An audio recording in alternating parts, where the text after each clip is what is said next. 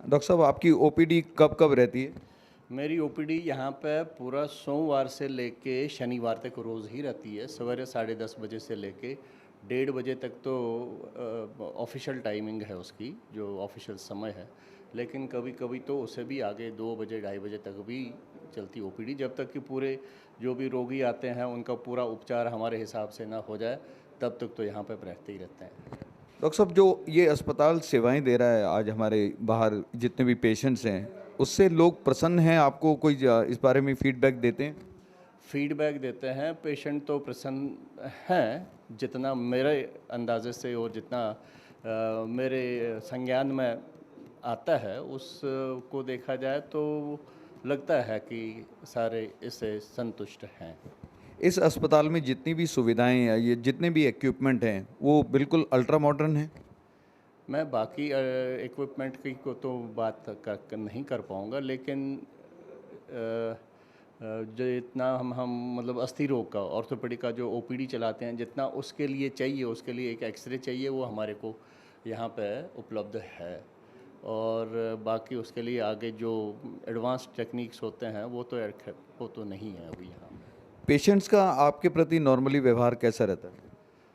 Patients का मैं समझता हूँ कि अब व्यवहार अच्छा रहता है, ठीक रहता है। मतलब वैसी तो कभी वैसी कोई अ, आज तक मेरे हिसाब से और वैसी कोई स्थिति पैदा नहीं हुई कि जिससे कोई पेशेंट हमसे नाराज़ हो गया हो या किसी से कोई ज़्यादा आर्गुमेंट की बात हुई हो। वैसा आज तक हुआ नहीं पिछले 4 साल में, जब से मैं यहाँ पे हूँ। ठीक है डॉक्टर साहब, आपने समय दिया, थैंक यू सो मच। तो आपका बहुत बहुत धन्यवाद। Thank you.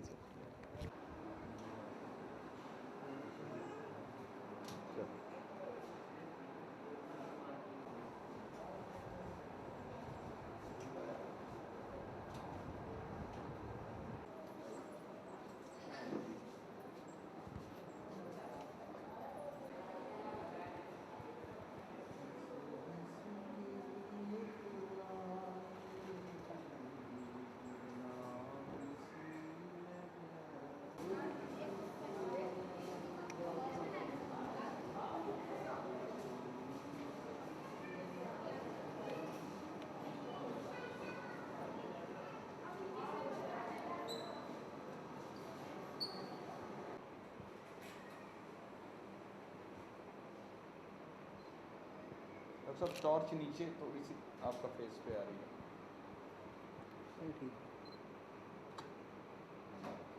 थोड़ी ऐसी देखो।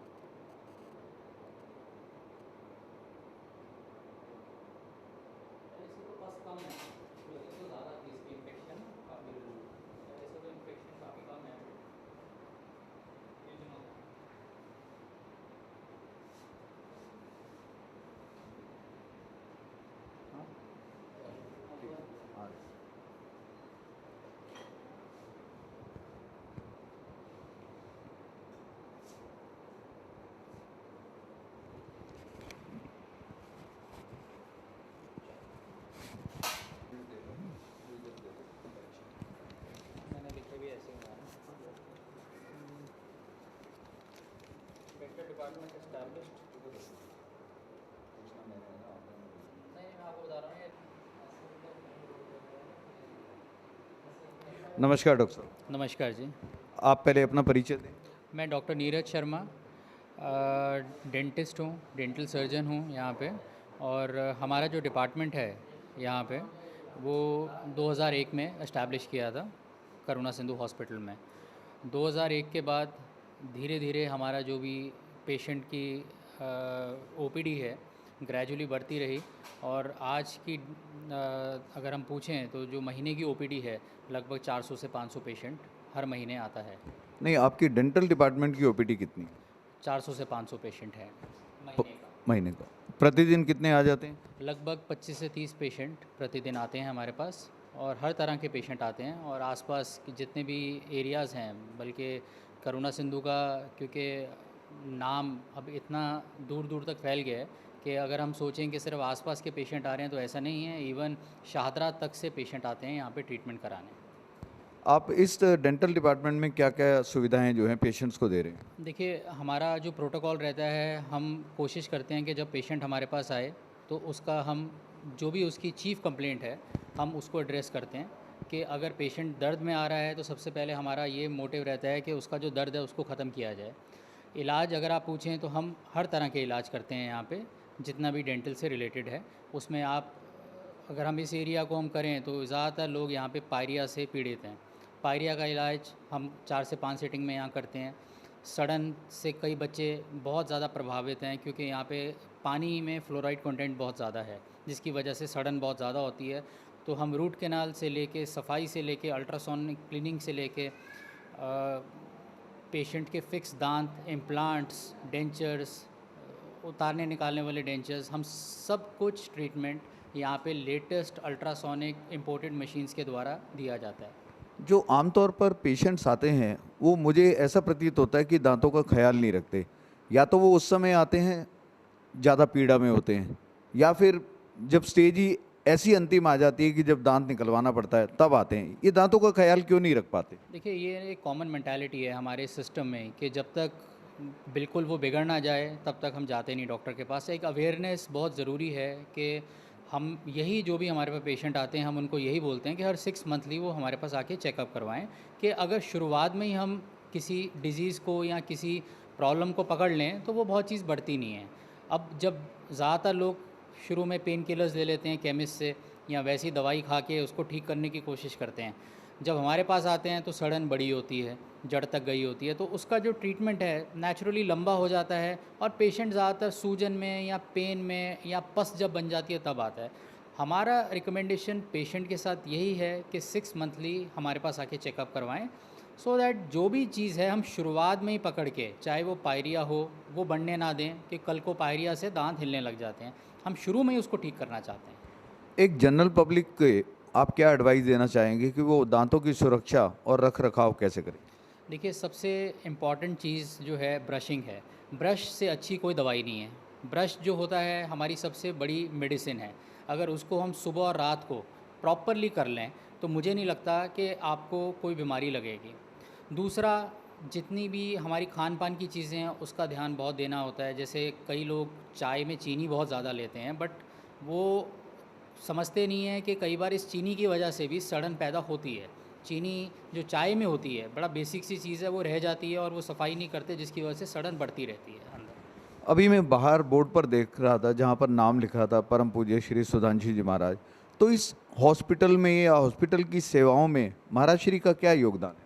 देखिए, ये सारा महाराज जी के आशीर्वाद से ही चल रहा है। महाराज जी बहुत ध्यान देते हैं हॉस्पिटल में। हर महीने या 2 महीने में जब भी वो विज़िट पे आते हैं वो एक एक चीज़ देखते हैं और उनका मेन यही मकसद रहता है कि पेशेंट्स का ट्रीटमेंट और पेशेंट का जो आप व्यवहार देते हैं वो बहुत अच्छा होना चाहिए। उनका मोटो यही है कि बहुत ही, क्योंकि हम एक चैरिटेबल काम कर रहे हैं और चैरिटेबल में सुविधाएं हम अपोलो जैसे हॉस्पिटल्स की दें, तो उनका जो विज़न है उसी को पूरा करने के लिए हम बैठे हैं। कभी कभी ऐसा भी देखा गया कि पेशेंट्स का व्यवहार जो है डॉक्टर के प्रति ठीक नहीं रहता, तो आप अगर यदि कोई पेशेंट ऐसा आता है तो किस तरह ट्रीट करते हैं? देखिए, पेशेंट कई बार पेन में आता है तो कई बार उसका व्यवहार जो होता है वो वैसे ही होता है क्योंकि वो अंदरूनी चिढ़ा हुआ रहता है। तो डॉक्टर, हमारा जो पेशा है वो एक ऐसा पेशा है कि हमको उसको पहले शांत करना होता है और उसकी जो प्रॉब्लम है वो एड्रेस करनी ज़रूरी है। आप मरीजों को क्या क्या फ्री सुविधाएं दे रहे हैं? देखिए, हम मरीज़ों को बहुत ही नॉमिनल कॉस्ट में, नॉमिनल मतलब अगर आप हमसे आसपास के एरिया के प्राइवेट क्लिनिक भी पूछें तो बहुत ही सस्ते में उनका उपचार किया जा रहा है, जिसमें हम एक क्वालिफाइड डॉक्टर जैसे हम हैं, हमारे पास 20 साल का एक्सपीरियंस है, हम उसको देखते भी हैं, साथ में देखने के अलावा उसको प्रॉपर गाइडेंस, साथ में दवाइयाँ भी फ्री बांटी जाती हैं यहाँ पे, और बहुत ही चैरिटेबल कॉस्ट में ये काम होता है। जो अस्पताल में सुविधाएं हैं, जो अल्ट्रा मॉडर्न मशीन्स हैं, आपको लगता है ये सफिशिएंट है हमारे हॉस्पिटल के लिए? देखिए, अभी जो मशीन्स हैं वो वर्ल्ड क्लास स्टैंडर्ड की मशीन्स हैं। अगर हम अपने आँखों के विभाग में भी जाएंगे तो ऐसी मशीन्स किसी अच्छे हॉस्पिटल में भी नहीं हैं। बहुत ही गिने चुने नामी गिरामी हॉस्पिटल्स हैं दिल्ली के बड़े बड़े, उस लेवल की हमने मशीन्स रखी हुई हैं। बट हमेशा there is scope for improvement. हम धीरे धीरे, हमेशा जो हमारा मैनेजमेंट है हमेशा यही बोलता है, जैसे जैसे होता है हम उसको अपग्रेड करते रहते हैं, और जो लेटेस्ट तकनीकें हैं और जो लेटेस्ट मशीन्स हैं हम उसको ज़रूर लेते हैं कि पेशेंट को एक बहुत ही फ्री कॉस्ट में या चैरिटेबल कॉस्ट में बेस्ट से बेस्ट ट्रीटमेंट और बेस्ट से बेस्ट इक्विपमेंट से देखा जाए। अभी आपने जैसे कहा कि इम्प्रोवाइजेशन की हर जगह गुंजाइश रहती है, जगह भी रहती है, तो आप क्या सोचते हैं हॉस्पिटल में अभी इम्प्रोवाइजेशन की ज़रूरत है? इम्प्रोवाइजेशन देखिए, हमारा अगर आप कहीं से भी देखेंगे सिर्फ नाम चैरिटेबल है, आपको चैरिटेबल दिखता नहीं है। ये सफाई से लेके हमारा जो एम्प्लॉयज़ का बिहेवियर है वो एक ऐसा है, हमारी मैनेजमेंट ने इनकलकेट किया है कि आपका जो व्यवहार है बहुत अच्छा होना चाहिए, तो हम वैसे ही चलते हैं। इम्प्रोवाइजेशन सिर्फ हम इसमें करना चाहेंगे कि जो मशीनरी है हमारे पास जितनी भी होती है, जब भी कोई लेटेस्ट मशीन आती है हम उसको अपग्रेड कर पाएँ, जो कि हम करते हैं। बाकी डिपार्टमेंट्स, हमारा भी विज़न है, हमारे महाराज श्री का विज़न है, महाराज जी का भी विज़न है और मैनेजमेंट का भी, कि जो डिपार्टमेंट्स हैं जितनी ज़्यादा सुविधाएं उसमें बढ़ा सकें तो उसको हम बढ़ाएं धीरे धीरे, और कि हम मरीज़ों की सेवा कर पाएँ। आपने जितना समय दिया उसके लिए बहुत बहुत धन्यवाद डॉक्टर साहब। Thank you so much. Thank you.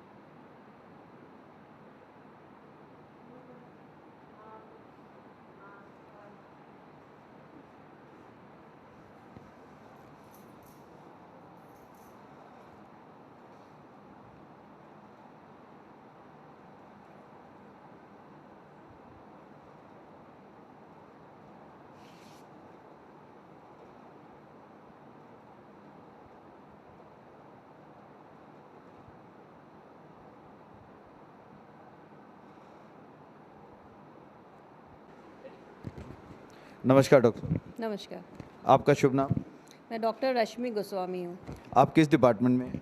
ENT, ear nose throat. तो आप कब से यहाँ पर सेवा दे रहे हैं? मैं जनवरी 2012।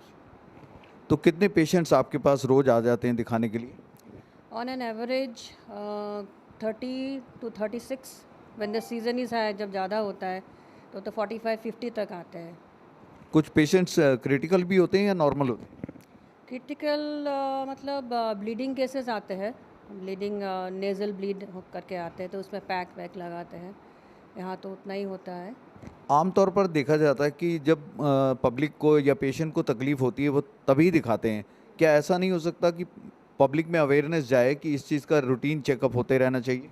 हाँ बिल्कुल, ये बहुत ज़रूरी है कि हम पब्लिक को बताएं, और स्पेशली गाँव में, रूरल एरियाज़ में जाके if we can give demonstration और स्पीच की दिस आर द थिंग्स के ears has to be checked up, specially कान चेक करना बहुत ज़रूरी होता है। ये कभी कभी वैक्स जम जाता है, इससे उन लोगों को पेन होता है, सुनाई नहीं देता, स्कूलों में बच्चों को दिक्कत होती है क्लासरूम्स में, तो they must be made aware कि हम we should go and tell them about this.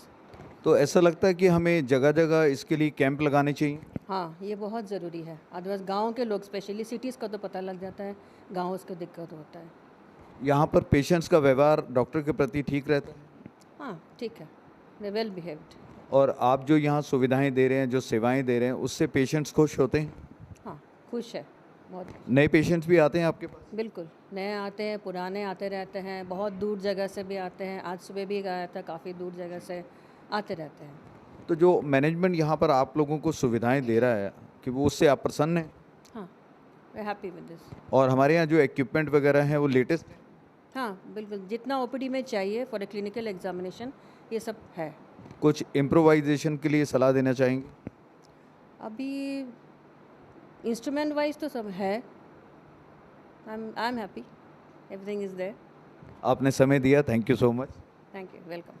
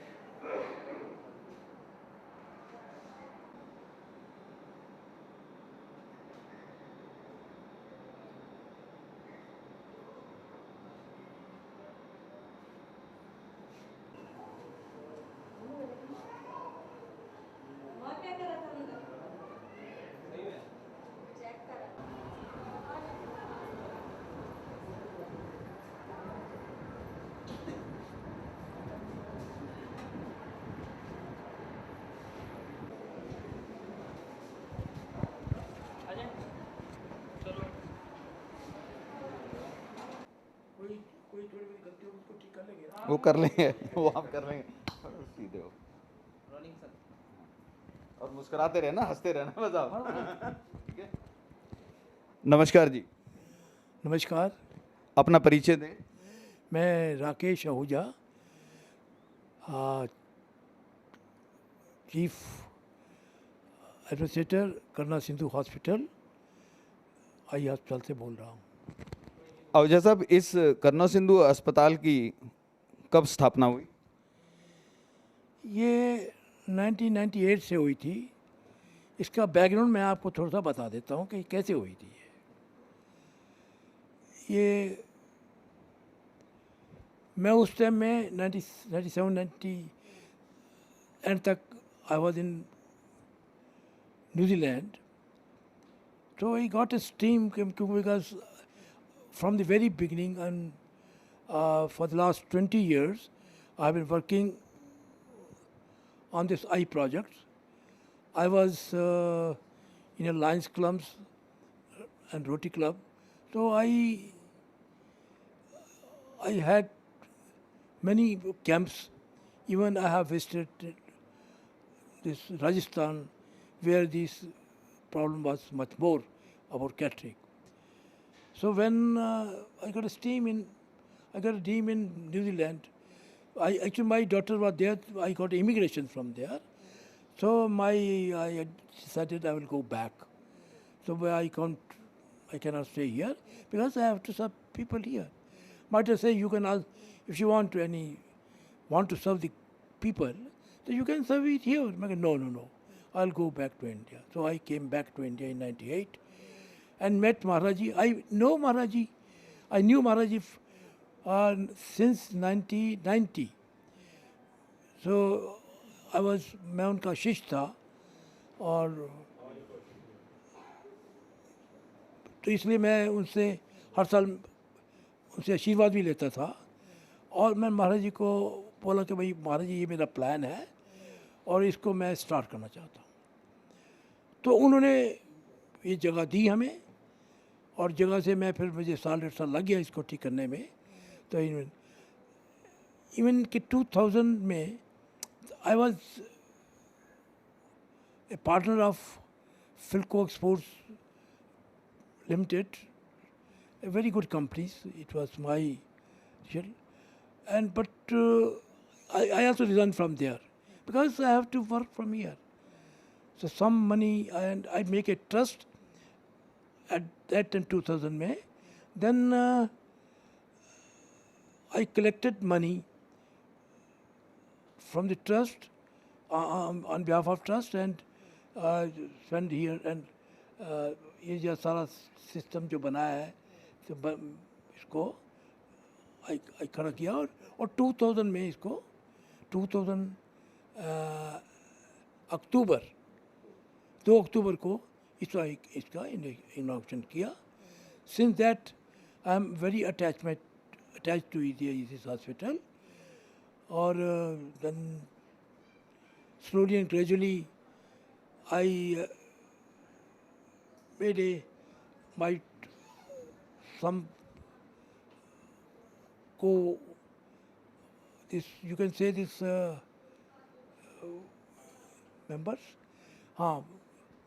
members who really was interested to serve the people. So about 6-7 people they were also the members of this, and slowly gradually तो इसको हम बढ़ाते गए आगे. Then now till today, see, you will find that at that time, you see, we were started with a 5% OPD, 5-6%, maximum 10. But now our OPD is about 450 to 500.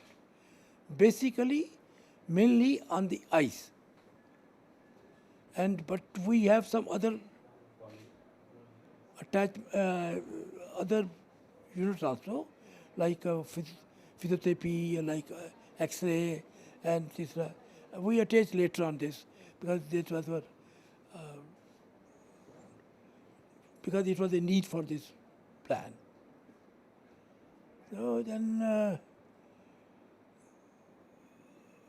at this present, see, there are about 32 doctors, mainly on the eyes.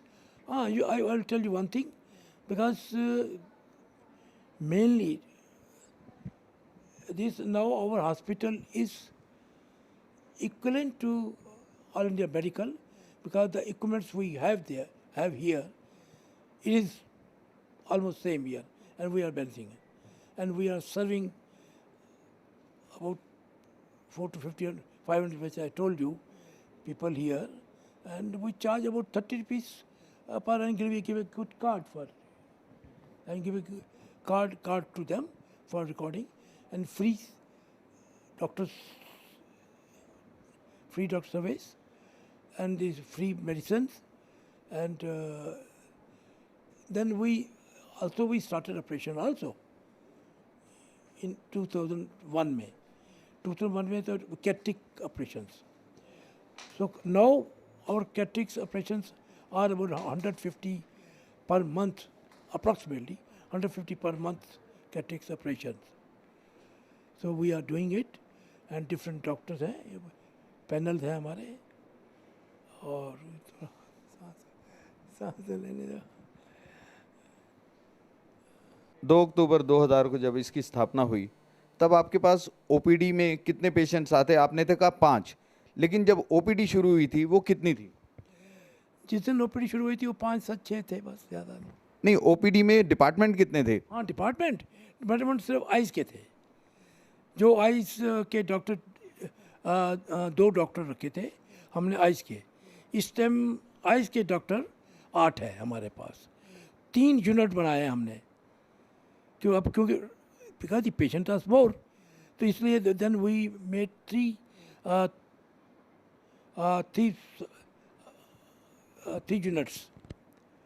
Units बनाए हमने अभी इस time में, और उसके ऊपर different card पे उस पे उसका नाम लिखा जाता है, उसको रेफ़र किया जाता है उसके. तो जो आपके पास, आप कहना चाह रहे हैं कि ऑल इंडिया की तरह हमारे पास मेडिकल इक्विपमेंट्स हैं, क्या हमारे पेशेंट्स की सारी नीड्स को कैटर करते हैं? बिल्कुल करते हैं, बिल्कुल करते हैं।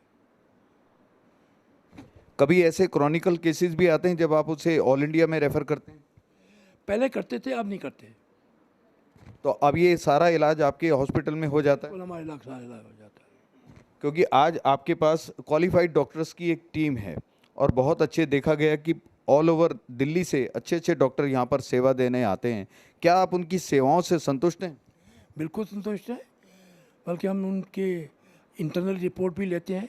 इंटरनल आता है हमारे पास, वो इसी we are very happy about it. क्योंकि पेशेंट्स का भी जब जानकारी ली जाती है तो वो भी इस हॉस्पिटल के बारे में बहुत ही अच्छा पोर्ट्रे करते हैं। वो कहते हैं कि जो यहाँ सुविधाएं दी जा रही हैं वो अति उत्तम है। अभी आज सौभाग्य हुआ कि कुछ पेशेंट्स यहाँ पर आए, कुछ नए थे और कुछ पुराने थे। उन्होंने ये कहा कि जो अस्पताल द्वारा जो सुविधाएं दवाएं दी जा रही हैं वो बहुत अच्छी हैं। उसके लिए उन्होंने आपको बहुत दिल से आभार और धन्यवाद प्रकट किया है। नहीं, जो हम इंटरनल रिपोर्ट मंगाते हैं उसमें महाराज जी का और काफ़ी हमारे हरीशचंद्र जी बैठे हुए हैं, वो उसको देखें, इंटरनल रिपोर्ट को देखते हैं, तो उसमें महाराज जी का भी काफ़ी नाम आता है और बड़ा बड़ा धन काफ़ी। और जिनको लिखना आता है वो तो लिख ही देते हैं कि भगवान आपको बहुत बहुत आशीर्वाद देगा, ये देगा, कई कई चीज़ें अब लिखते हैं। तो लेकिन ये तो हम सेवा करने के लिए आए हैं और महाराज जी का आशीर्वाद मिला हुआ है, तो इसलिए सब चल रहा है ये काम। क्या आपको लगता है हॉस्पिटल में कहीं कोई इम्प्रोवाइजेशन की गुंजाइश है? हाँ, इसमें जो मेरा ऑब्जेक्ट है, जो मेरा फोकस है, वो आइज़ को चेंज करना है। सी आइज़ की जो जिनकी नई आइज़ है, जिनकी आइज़ ख़राब हो गई है, तो उसको आइज़ को बदलना है। तो वो डॉक्टर्स हमने अभी रखे हैं, लेकिन हमारे पास इस तरह में जगह नहीं है। थोड़ी सी देखते हैं, कोई बन गई तो वो डिपार्टमेंट एक अलग बनेगा, वो आइज़ को। हाँ, और साहब आपकी भविष्य की योजनाएं क्या हैं? भविष्य की योजना यही है कि ये जितना मैक्सिमम पढ़ चुके हैं, ये तो आइज़ के बारे में, कॉर्निया, ये वो। हाँ, कॉर्निया में डॉक्टर्स है इस टाइम में, लेकिन वो डिपार्टमेंट हम पूरा उसका 2 फीचर्स होती है हमारी, लेकिन वो पूरा नहीं हम खोल सकते, क्योंकि कॉर्निया में होता है उसकी आइज़ को चेंज करना। वो अभी हमारे पास उसकी सुविधाएं नहीं है यहाँ पर। वो हम कोशिश कर रहे हैं कि हमें उसके लिए कमरे, 2 कमरे अलग चाहिए।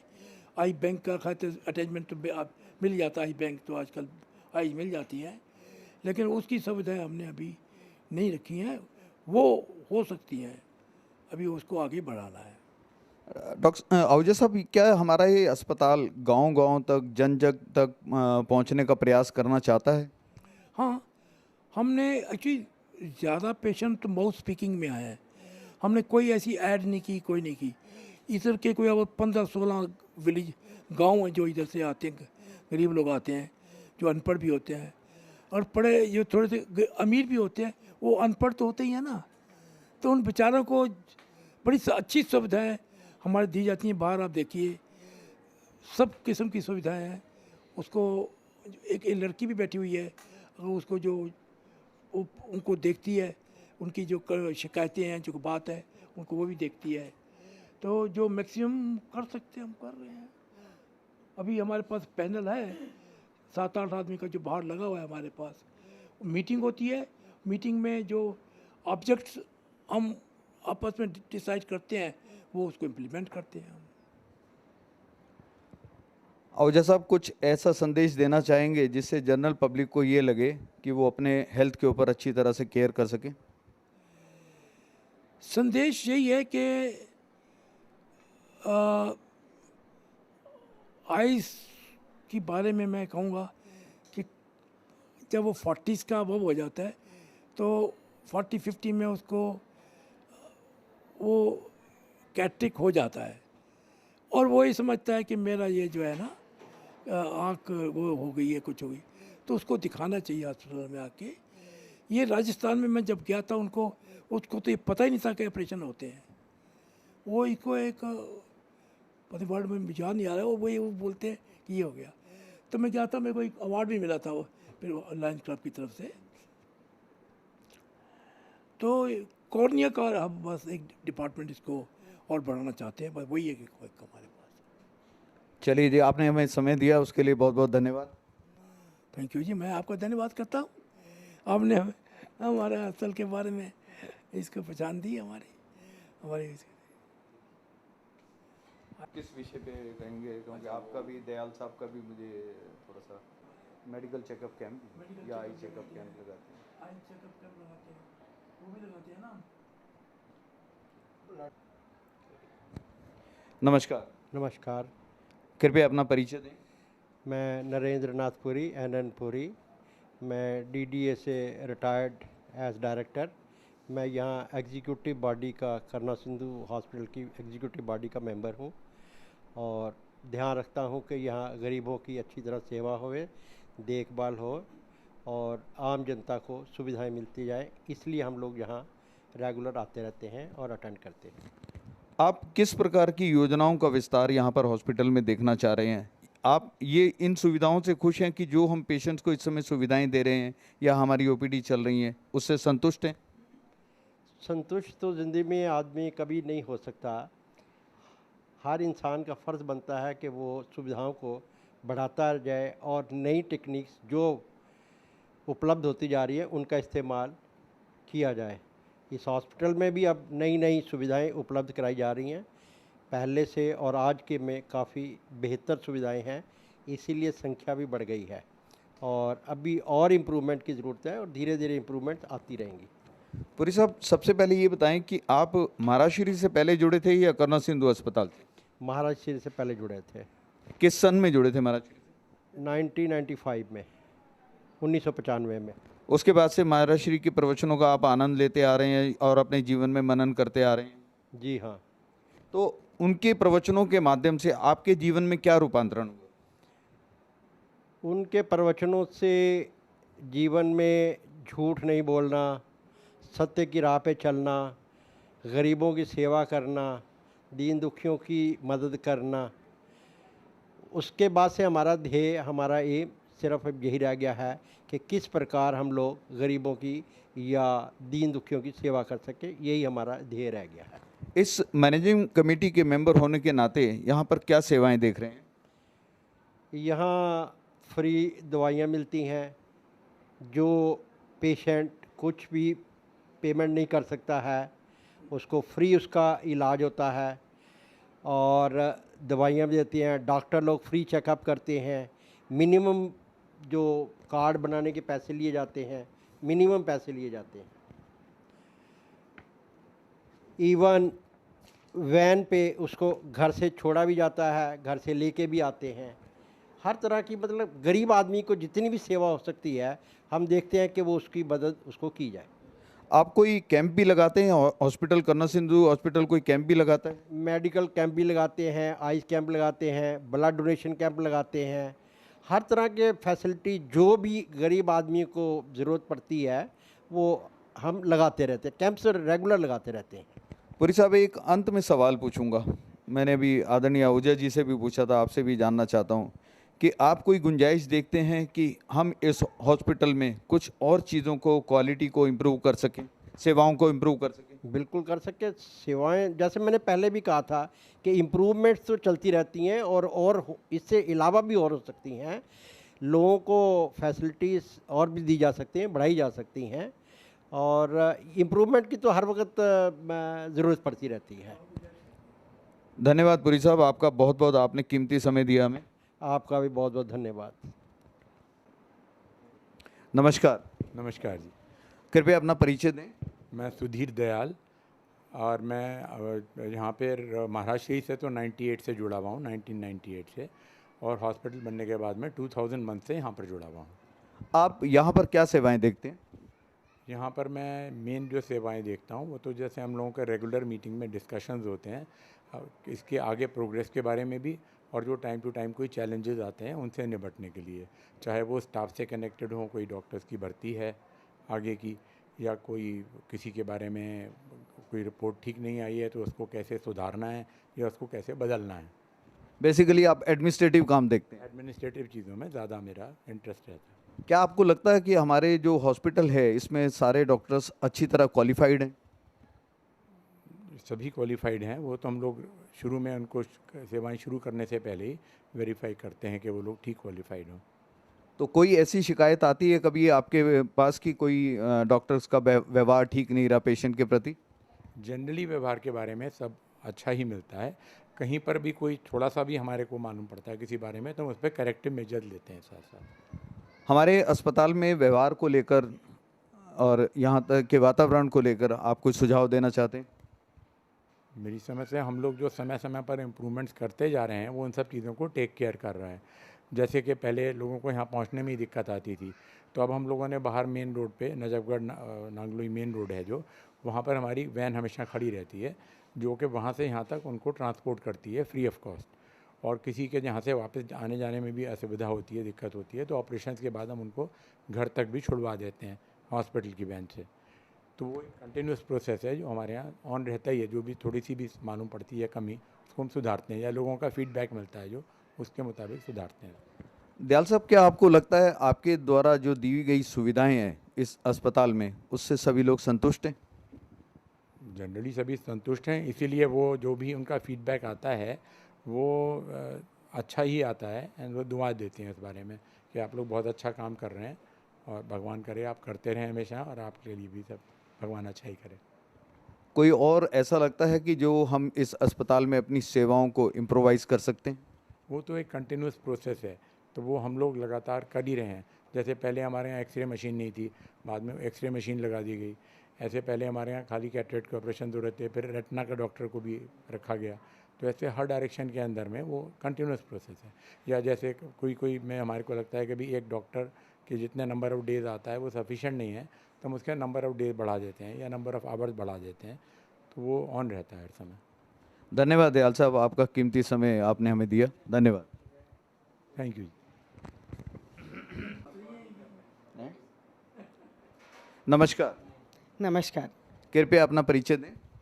मैं मिसेस अचला दयाल, मिस्टर सुधीर दयाल की वाइफ हूँ और मैं महाराज जी से 1998 से जुड़ी हुई हूँ और उन्हीं की प्रेरणा से मैं 2001 से हम लोग दोनों हस्बैंड वाइफ इस अस्पताल से जुड़े और मैं इसको अपना सौभाग्य समझती हूँ परमात्मा का और महाराज जी का कि हमें यहाँ सेवा करने का मौका मिला। आप जो अस्पताल में सेवाएं देखती हैं वो किस रूप में देखती हैं? जनरल जैसे एडमिनिस्ट्रेटिव पार्टी ज़्यादा देखते हैं। अब अस्पताल में टाइम टू टाइम छोटी मोटी कोई दिक्कतें आती हैं या यहाँ लेडी स्टाफ भी बहुत है, तो जो अपने आप को जेंट्स के सामने खुल के बोल नहीं सकते अपनी बातें वगैरह, तो उनको मैं एड्रेस करती हूँ, उनसे बात करती हूँ, उनकी परेशानी समझती हूँ, उनको समझाने की भी कोशिश करती हूँ। तो यही सब देखती हूँ। क्या हम अपने इस अस्पताल में सेवा के कुछ आयाम बढ़ा सकते हैं? बढ़ा सकते हैं, पर अभी वो थोड़ा मुश्किल है। मुझे एक चीज़ जो लगती है हमेशा ये कि हम लोग इमरजेंसीज़ को नहीं लुक आफ्टर कर पाते हैं। उसका कारण ये है कि 24 घंटे का डॉक्टर हमारे को यहाँ पर नहीं मिल पाता है। अगर वो किसी तरह हो पाएगा तो हमारा ये अस्पताल अपने आप में पूर्ण होगा बिल्कुल। तो उसके लिए आपकी योजना क्या है या आपका सुझाव क्या है कि आप मैनेजमेंट कमेटी को अपने सुझाव दे सकें कि हम ये सेवाएं शुरू करें? पहली बात तो ये है कि ये जो हमारा जो हॉस्पिटल है, जहाँ फ्रैंकली बताएं आना जाना थोड़ा मुश्किल है। 24 घंटे का डॉक्टर रखने के लिए लोग बाग यहाँ की सड़कें वगैरह थोड़ी इम्प्रूव हों तो और चीज़ें भी ठीक हो सकती हैं। और बाकी हम लोग के दिमाग में तो ये है ही कि कभी ना कभी ये करना है कि एक्स्ट्रा रूम हो जिसमें एक्स्ट्रा बेड हो, लोगों को इमरजेंसीज़ को मीट विद करने के लिए डॉक्टर 24 घंटे का अवेलेबल हो। जब कभी ये मौका सारी चीज़ें मिलेंगी तो ये होगा, ये भी होगा। और कोई सुझाव? बाकी तो मैं समझती हूँ कि यहाँ सभी चीज़ें अपने परफेक्शन के साथ चल रही हैं।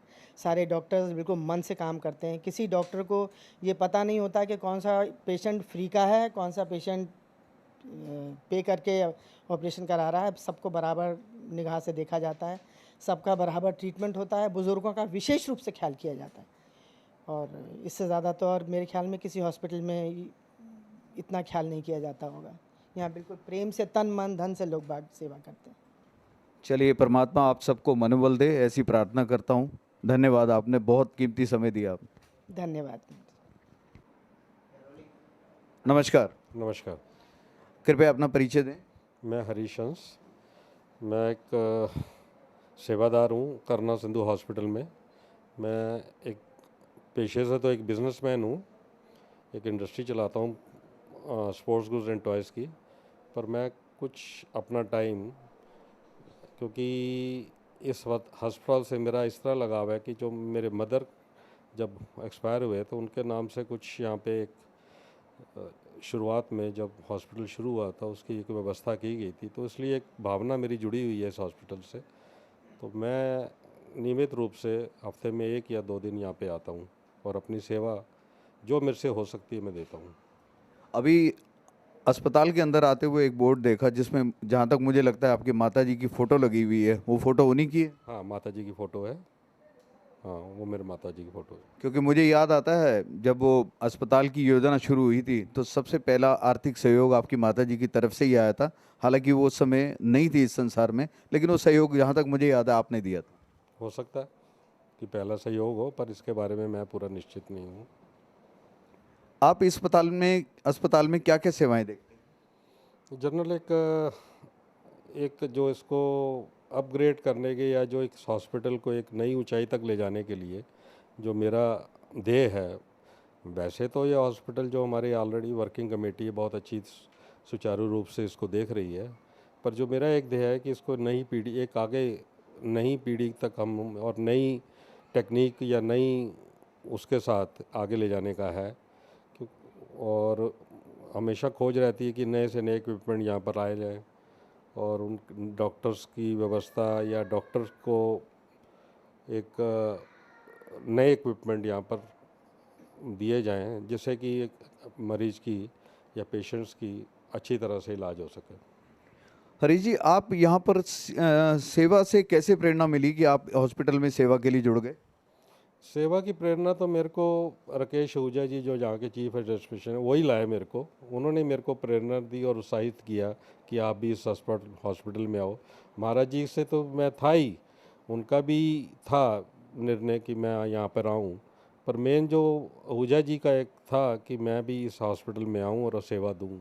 मैं उस वजह से मेन जुड़ा इस हॉस्पिटल से। जब शुरुआत में 2 अक्टूबर 2000 को जब हमारे हॉस्पिटल का इनॉग्रेशन हुआ था, तब से 5 या 6 या 10 पेशेंट्स ऐसे होते थे जिनकी ओपीडी चलती थी। आज इतने वर्ष हो गए, लगभग 15 वर्ष से ऊपर होने जा रहे हैं। कितने पेशेंट्स यहाँ पे फ्री ट्रीटमेंट ले चुके हैं? देखिए, पेशेंट लगभग 11 लाख पेशेंट यहाँ पर ट्रीटमेंट ले चुके हैं, जिसमें से मल्टी स्पेशलिटी या सारे विभाग आते हैं। और आइस का जो मेयर मारा है उसमें भी हम लगभग 20,000 से ऊपर कैटरेक्ट सर्जरीज कर चुके हैं। तो यहाँ के मरीजों को आप क्या सुविधाएं प्रदान करते हैं? सुविधाएं तो नहीं, सुविधाओं का मेरा कहने का मतलब है क्या मेडिकल फैसिलिटीज़ में क्या क्या उन्हें बेनिफिट होता है? मेडिकल फैसिलिटी तो हर तरह की मेडिकल फैसिलिटी दी जाती है, एक फिजिशियन से लेके ईएनटी की, डेंटल, फिजियोथेरेपी, ऑर्थोपेडिक और गायनी, और दवाइयाँ भी उन पेशेंट्स को फ्री दी जाती हैं, जो एक नॉमिनल से चार्ज के ऊपर हम लोग उसके साथ हम दवाइयाँ हम हैं। हाँ, रिपीट कर लो उसको। हाँ, बोलो दोबारा क्वेश्चन। मैं ये जानना चाह रहा था कि मैं ये जानना चाह रहा था हरीश जी कि जो आप यहाँ पर अस्पताल में आपके मरीज दिखाने आते हैं उन्हें किस प्रकार की सुविधाएं जो हैं फ्री दी जाती हैं? दोबारा डिस्कस कर लो। हरीश जी, कृपया ये बताएं कि आपको कैसे पता लगता है इस अस्पताल में कि जो आपके यहाँ पेशेंट्स आते हैं वो आपकी सुविधाओं से संतुष्ट हैं? इसके लिए हमारी एक प्रक्रिया है, हम जो एक परफॉर्मा बना रखा है, जो कि हम हर पेशेंट को चाहे वो सर्जरी कराता है या वैसे रैंडमली उसको सिलेक्ट करके हम लोग एक सर्वे करते हैं जिसमें उसके बारे में विचार लेते हैं कि आपको हॉस्पिटल में व्यवस्था, साफ़ सफाई, डॉक्टर का व्यवहार या सर्जरी के बाद आपका जो केयर है वो किस तरह प्रकार से की जाती है, उसका हम एक सर्वे करते हैं जिसकी रिपोर्ट हम हर महीने मंगाते हैं उन लोगों से। और साथ में टेलीफोन नंबर भी होते हैं, फिर उनको हम फ़ोन करके भी ये पूछते हैं कि आपको हॉस्पिटल की व्यवस्था कैसी रही, आपको कोई परेशानी तो नहीं हुई किसी डॉक्टर से या किसी स्टाफ से या किसी कर्मचारी से, कोई इस तरह की परेशानी तो नहीं हुई। तो इस तरह के फीडबैक हम लेते हैं और इस उसके ऊपर हम हमारे को जो काफ़ी हद तक हॉस्पिटल की जो वर्किंग है दिन ब दिन दिनचर्या की वो पता लग जाती है। तो उसमें फिर भी जो भी आगे का जो होती है प्रतिक्रिया, चाहे वो साफ़ सफाई को लेके है, चाहे दवाई वितरण में लेके है, या और भी डॉक्टर की व्यवहार के व्यवस्था को लेके, उसको फिर हम ठीक करने की कोशिश करते हैं। और जिस हिसाब से मैं देखता हूँ, मैं जो पिछले कई सालों से ये चला रहा हूँ, पर मैंने देखा है कि 99% लोग बहुत संतुष्ट हैं हॉस्पिटल की वर्किंग से। उन लोग के फीडबैक जो आते हैं, हम उससे बहुत खुश होते हैं। वो इतना हमारे को दुआएं देते हैं कि आप इतने अच्छी तरीके से ये हॉस्पिटल चला रहे हो कि हमारी दुआएं आपको लगें, यहाँ तक लोग लिखते हैं। हाँ, कुछ उनके जो विचार भी होते हैं, हम उस पर भी काम करने की कोशिश करते हैं और फिर उनको टाइम टू टाइम हम कांटेक्ट भी करते हैं, पूछते हैं हाँ कि हाँ, आगे से आपको कोई दिक्कत तो नहीं है कुछ। और मैंने ये भी देखा है, वो एक पेशेंट जिससे हम इस तरह के, वो आगे से 5-5, 7-7, 10-10 पेशेंट अपने साथ उसी तरह लेके आता है और यही कह के लेके आता है कि चलो वहाँ चलो, देखो वहाँ का वातावरण देखो, वहाँ के डॉक्टर्स देखो। ये सब चीज़ें देख के बहुत खुशी होती है। क्या आप उचित समझते हैं कि हम हॉस्पिटल द्वारा कुछ ऐसे आई चेकअप कैंप या हेल्थ चेकअप कैंप लगाएं बाहर जाकर? वो तो हम दिन में लगाते हैं और आगे भी इसको बढ़ाने की हमारी कोशिश रहेगी कि किसको आगे बढ़ाएं हम। वो तो हम ऑलरेडी लगा रहे हैं। कुछ और ऐसी सेवा के कार्य हैं जिसमें आप सोचते हैं कि इम्प्रोवाइजेशन की ज़रूरत है? सेवा के कार्य में इम्प्रोवाइजेशन की ऐसी ज़रूरत है कि हम देख रहे हैं कि आजकल जो वृद्ध हमारे पास आते हैं, उनको उनकी हालात देख के या उनके घर का माहौल देख के हमारे को बहुत तरह की होती है कि भी आजकल बच्चे या उनकी बड़ों की इस तरह कदर नहीं करते। हमें कुछ ऐसा सोचना चाहिए कि जो आगे सीनियर सिटीजन या वृद्ध होते जा रहे हैं, उनके लिए कुछ ऐसी फैसिलिटी हम घर पे पहुंचाएं या कुछ ऐसा कुछ करें। वो एक विचार में है, वो देखते हैं क्या करना चाहिए हम उसके ऊपर। ठीक है हरीश जी, आपने जितना भी समय दिया उसके लिए बहुत बहुत धन्यवाद। धन्यवाद। नए नए सुझाव जो आ रहे हैं उसको इम्प्लीमेंट करना चाहिए ना दिल्ली। आजकल सबसे ज़्यादा प्रॉब्लम जो दिल्ली में चल रही है, आजकल डेंगू की चल रही है। इसके कारण हर हॉस्पिटल बीमार बुखार के साथ लोग फ्लडेड हो रहे हैं, लोग डेंगू पॉजिटिव हो रहे हैं। हर जगह हॉस्पिटल बेड की कमी हो रही है। आज ही गवर्नमेंट ने अनाउंस किया है कि वो 10,000 बेड अभी और दिल्ली में गवर्नमेंट हॉस्पिटल में ऐड कर रहे हैं। एक एक बिस्तर के ऊपर 4-4 मरीज रखे जा रहे हैं और हमारे हॉस्पिटल के जो आ रहे हैं पेशेंट, हम उसको पहले टेस्ट करते हैं, डायग्नोसिस करते हैं।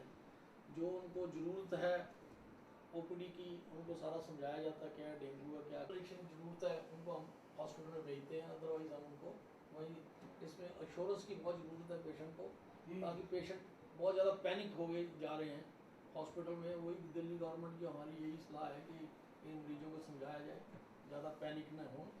जहाँ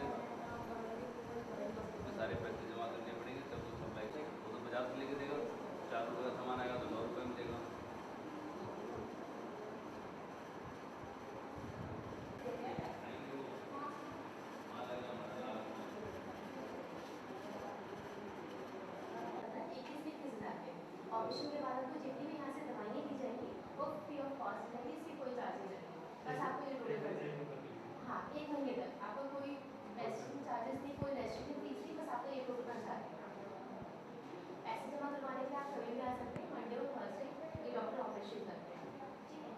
जब आपको करवाना है आप पैसे जमा करवा सकते हैं। हाँ जी, मेरे पास यहाँ पे मिला है, मैं आपको दवाइयाँ समझा दूँ। 2 दिन पहले जो एंटीबायोटिक, ये कार्ड जिस दिन पैसे जमा करवाने हैं कार्ड जरूर लेके आना है आपको, क्योंकि कार्ड में तो ठीक है। ऑपरेशन कराने की जरूरत है, कार्ड और पूरे पैसे लेके मेरे से आके मिल जाएगा। एक्सरे, अभी आपको एक्सरे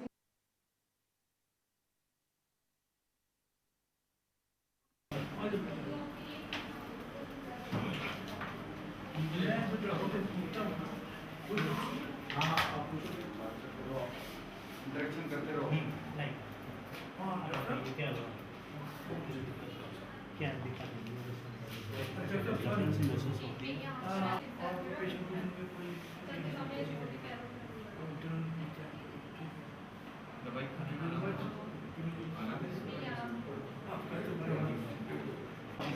कल भी हमने कल तो पेशेंट्स को हम रिव्यू लेते हैं, कल तो सबसे ज़्यादा रिव्यू हमने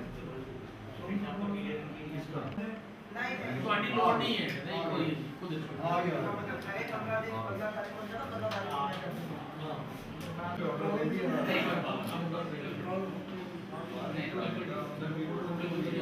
बारे में बिल्कुल थैंक यू वेरी मच। सेवा करते रहो, आप देखते ही हैं 85% लोग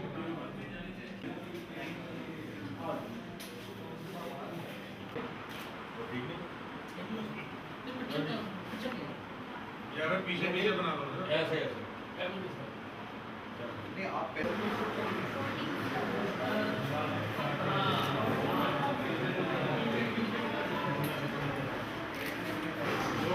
वाला भी देख लेते एक बार, वाला भी देख लेते बाद में भी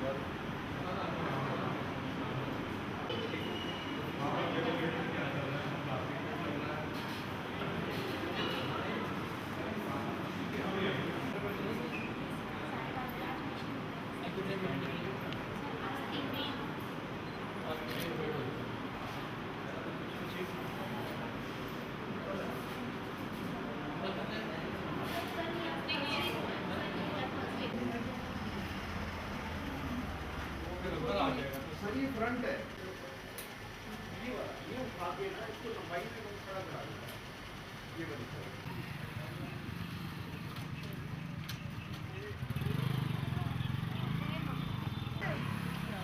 क्या खड़ी हो तो पानी दिया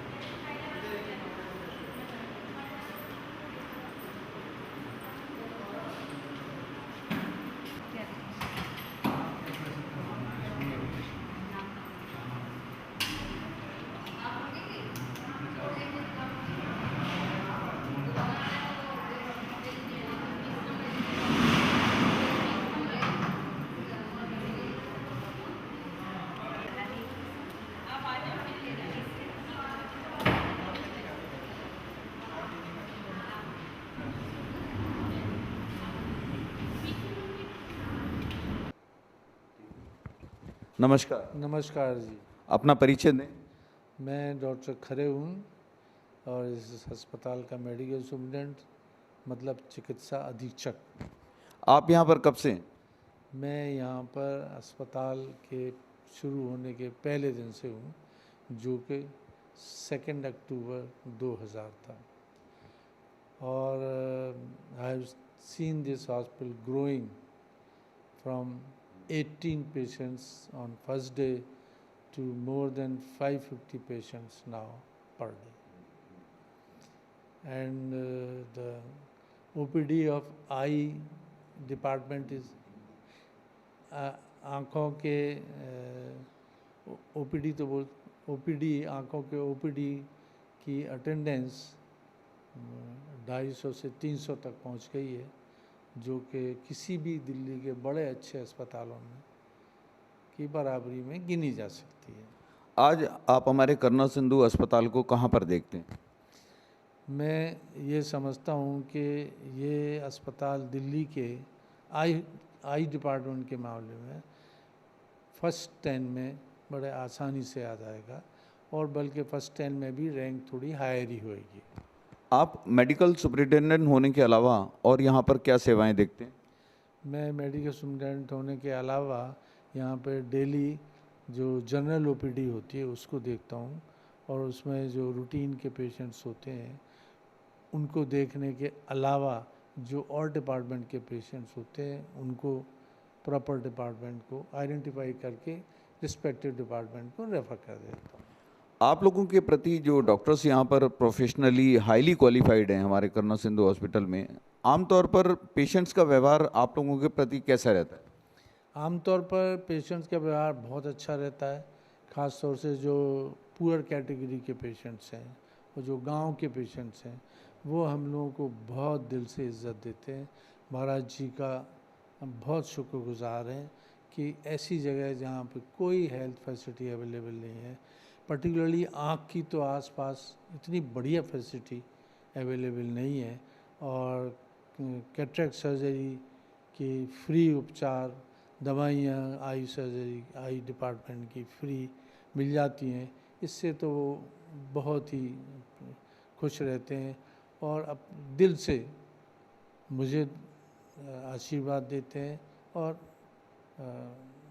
अपने महाराज जी के चरण छू के वो आशीर्वाद लेके जाते हैं। ये जो अभी मैंने बाहर देखा, एक बाहर एम्बुलेंस खड़ी हुई है, ये किस प्रकार की सुविधाएं प्रदान करती है? ये एम्बुलेंस जो हमारे पेशेंट्स हैं जो इस हॉस्पिटल में आते हैं वो बक्कारवाला मोड़ से हॉस्पिटल तक हर घंटे उनको लाने और यहाँ से उनको ले जाने की सुविधा देते हैं, क्योंकि जब ये अस्पताल शुरू हुआ था तब यहाँ ट्रांसपोर्ट की बिल्कुल कोई फैसिलिटी अवेलेबल नहीं थी।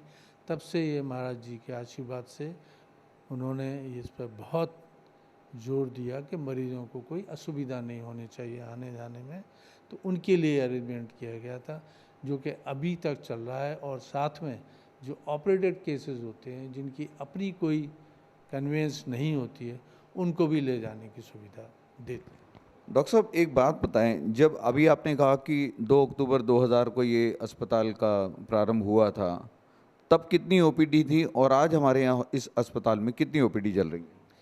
2 अक्टूबर को तो एक जनरल कैंप था लेकिन 3 अक्टूबर को कोई 18 पेशेंट्स उस दिन आए थे और ओपीडी उस वक़्त 12 बजे तक था। 18 पेशेंट्स आए थे। ओपीडी कितनी थी? वही 18 बता रहा हूँ ना। आपने कहा पेशेंट्स 18 थे, ओपीडी किस किस विभाग की शुरू हुई? ओपीडी जो है वो आई डिपार्टमेंट की और जनरल ओपीडी शुरू हुई थी, क्योंकि और लोगों का अभी आगमन नहीं हुआ था और उनका चयन धीरे धीरे हो रहा था। और आज कितनी ओपीडी कार्यरत है हमारे हॉस्पिटल में? हमारे हॉस्पिटल में रफली 11 या 12, मुझे गिनना पड़ेगा यार, I will have to count, 11-12 OPD हैं हमारे यहाँ। ऑल जनरल ओपीडी हैं सिर्फ सर्जरी डिपार्टमेंट को छोड़ के, बाकी सारी जनरल ओपीडी हमारे यहाँ अवेलेबल है। मसलन IOPD से शुरू अगर किया जाए तो IOPD, ऑर्थोपेडिक्स, पीडियाट्रिक्स, लेडीज़ की गायनी ऑब्स्टेटिक्स, ENT, डेंटल और अपना होम्योपैथी और इनके अलावा हमारे यहाँ जो लैब फैसिलिटीज़ हैं उनमें सभी कुछ है, बायोकेमिस्ट्री, माइक्रोबायोलॉजी और स्पेशल जो हमारे यहाँ OPD है वो आई डिपार्टमेंट में वो रेटिना और कॉर्निया की स्पेशलिटी है जो कि बहुत कम दिल्ली के अस्पतालों में अवेलेबल है। डॉक्टर साहब, अभी हमारे अस्पताल में इमरजेंसी सुविधाएं उपलब्ध नहीं है, आप सभी जानते हैं, आपको भी मालूम है। क्या भविष्य में इसको प्रारंभ करने की योजना है? भविष्य में इसको प्रारंभ करने की योजना तो है, लेकिन हमारे लिए थोड़ी प्रैक्टिकल डिफ़िकल्टीज़ ये है कि ये एरिया ज़रा मेन स्ट्रीम से हटके है, तो इसलिए यहाँ पर हमें जो मेडिकल पैरामेडिकल स्टाफ मिलने में काफ़ी दिक्कत है। और हमारा ये प्लान है कि यहाँ हॉस्पिटल के लिए जो रेजिडेंट